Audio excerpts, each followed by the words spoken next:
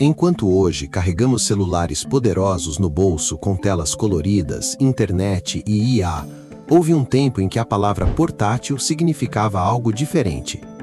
Em 21 de abril de 1989, no Japão, um pequeno dispositivo de videogame foi lançado ao público, sem cor, com gráficos em tons de cinza e um processador simples de 8 bits. Mesmo assim, ele mudou o mundo dos games para sempre.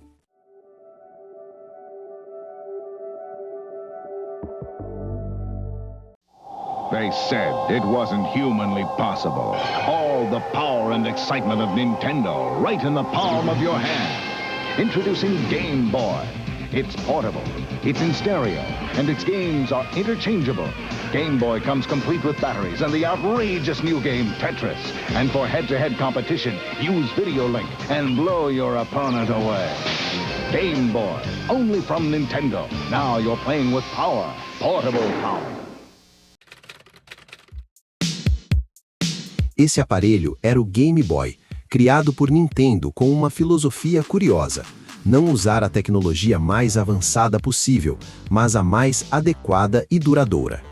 Neste vídeo, vamos explorar por que um console aparentemente simples acabou sendo tão relevante e o que ele nos ensina sobre tecnologia eficiente no mundo real. O Game Boy foi um console portátil de videogame lançado pela Nintendo em 1989. Ele tinha um processador de apenas 4.19 MHz, tela monocromática e pequena, e funcionava por pilhas AA com duração extraordinária, algo raro até para dispositivos modernos. Apesar de parecer modesto em comparação com rivais da época, como o Game Gear e Atari Lynx, o Game Boy tinha uma vantagem impressionante. Ele simplesmente funcionava, por muito tempo, de forma barata e confiável. Era portátil, era acessível e tinha jogos que conectavam milhões de pessoas. Por trás desse dispositivo aparentemente simples, havia uma filosofia de design que se tornaria lendária. O design do Game Boy foi liderado pela equipe do engenheiro Gunpei Yokoi, um dos nomes mais importantes na história da Nintendo, responsável também por outras inovações da empresa, como o D-Pad e os portáteis Game & Watch. Yokoi defendia o que ele chamava de Lateral Thinking with Withered Technology, usar tecnologias maduras, confiáveis e testadas, ao invés das mais avançadas, mas instáveis. Essa escolha foi fundamental, versus concorrentes com telas coloridas e bateria fraca, versus hardware complexo e caro. O Game Boy sacrificou brilho por durabilidade, e isso o tornou um sucesso enorme. O impacto do Game Boy foi gigantesco. Logo após seu lançamento no Japão, ele esgotou a produção inicial de 300 mil unidades em 2 semanas. Nos Estados Unidos, o Game Boy vendeu 1 milhão de unidades em poucas semanas depois de seu lançamento.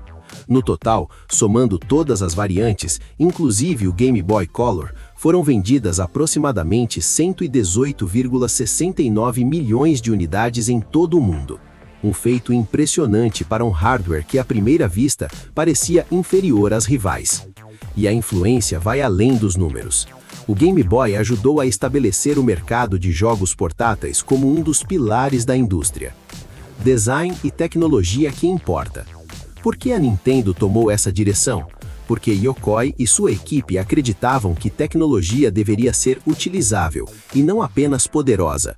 O Game Boy não foi o mais avançado tecnicamente na época, mas foi o mais inteligente em aproveitar o que importava.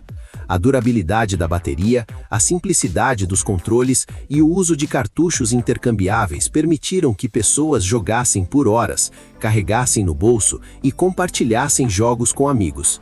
Isso ajuda a explicar por que Pokémon, Tetris e tantos outros títulos icônicos prosperaram no Game Boy. Eles podiam ser jogados em qualquer lugar, a qualquer hora.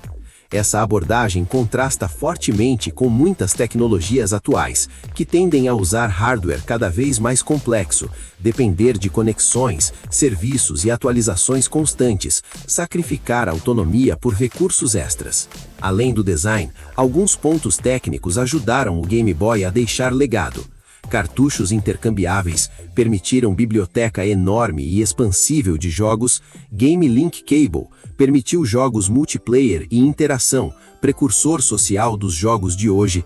Inovação acessível. O hardware permitiu que pessoas jogassem mesmo com limitações técnicas aparentes.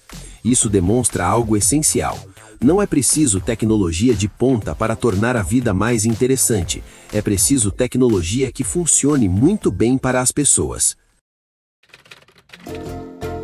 Mais do que vendas, o Game Boy criou uma cultura.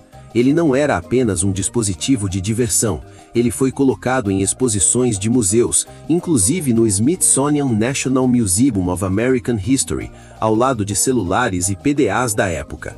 Para muitos, o Game Boy foi a primeira experiência com jogos portáteis, uma porta para um universo de imaginação e interação. E isso não se perde com o tempo. Listas de fãs relembram as maneiras como o Game Boy acompanhou viagens, ônibus, longas viagens e momentos de espera. O que separa o Game Boy de muitos produtos retrô é que ele não parou de viver. Hoje, mais de 30 anos depois, há comunidades ativas de fãs, eventos internacionais de jogos retrôs, fóruns dedicados a Game Boy, vendas especializadas e mercado de colecionadores, competições e maratonas de jogo. O Game Boy não é só história. Existe um mercado ativo hoje, décadas após seu lançamento.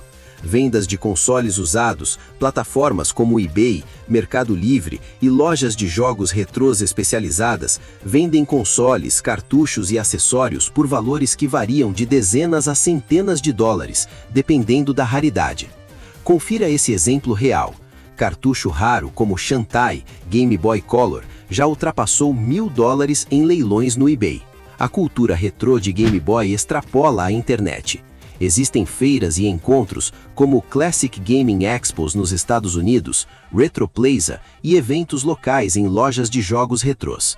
Nesses encontros, colecionadores compartilham hardware original, cartuchos raros, mods, histórias pessoais. Também há comunidades que promovem torneios de jogos clássicos, leituras críticas da história dos jogos e oficinas de restauração.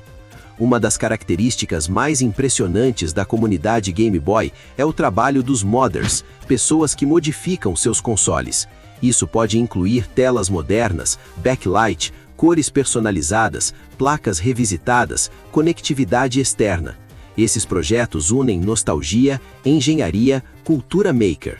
Eles mantêm o Game Boy relevante não apenas como objeto de coleção, mas como plataforma ativa de criação. O que o Game Boy nos ensina hoje? O Game Boy foi feito com tecnologia simples, confiável, acessível. Compare com muitos dispositivos atuais, funcionalidades que nunca usamos, atualizações que nunca terminam, hardware que perde valor rapidamente. O Game Boy durou mais de 10 anos no mercado principal, vendendo milhões apesar da concorrência. Essa longevidade vem da escolha de simplicidade, foco no que importa e respeito às limitações. Não é apenas uma história de games. Hoje, a maioria dos dispositivos é simples, conectado, dependente de servidores, atualizável.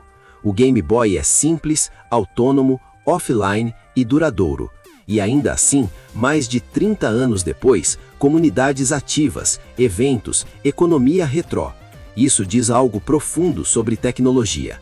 O valor real não está só na inovação, mas no impacto humano e social.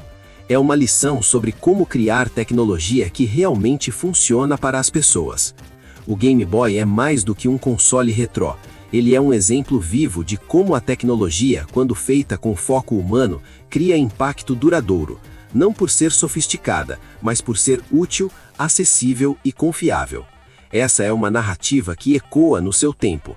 Produtividade com significado, tecnologia que serve às pessoas, soluções simples em vez de complexidade desnecessária. E isso é algo que podemos levar não só para discussão entre amigos, mas para a maneira como pensamos sobre a tecnologia de hoje. Talvez a resposta esteja não na potência, mas na resiliência das experiências humanas.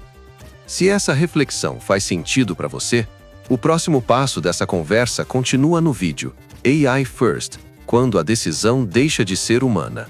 Lá, a discussão sai do design simples dos anos 80 e entra no presente, onde decisões não são mais apenas técnicas, mas automatizadas. O card do vídeo vai aparecer aí na tela para você. Obrigado por assistir. Nos vemos no próximo vídeo.